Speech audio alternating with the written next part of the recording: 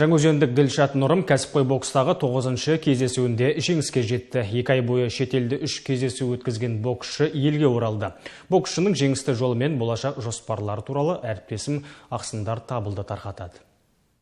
Соңғы 1,5 айда Дилшат Нұрым рингте 3 кездесу өткізіп, барлығында жеңіске жетті. Алғашқы кездесуі желтоқсанда Әзербайжан астанасы Бакуде өтті. Дилшат 6 раундтық кездесуде жергілікті боксшыны 2-ші раундта техникалық нокаутпен жеңді.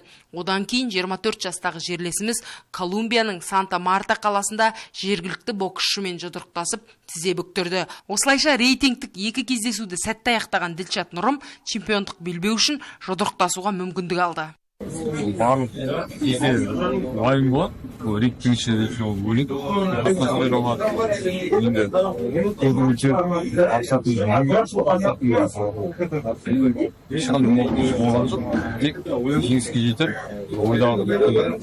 Дилшат Нұрым титулдық белдік үшін колумбиялық былғары қолғап шеберімен шаршалаңға шығып, қарсыласын нокаутпен жеңіп, белдік иегері атанды.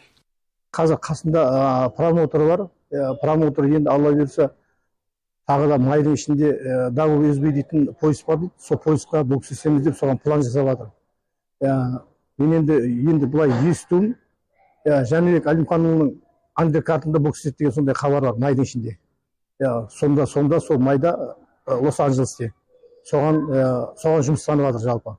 Кәсіпқой бокста 10 кездесу өткізіп, оның 9-ында жеңіске жеткен Дилшат әлемдік рейтингте 211-ші орыннан 174-ші орынға көтерілді.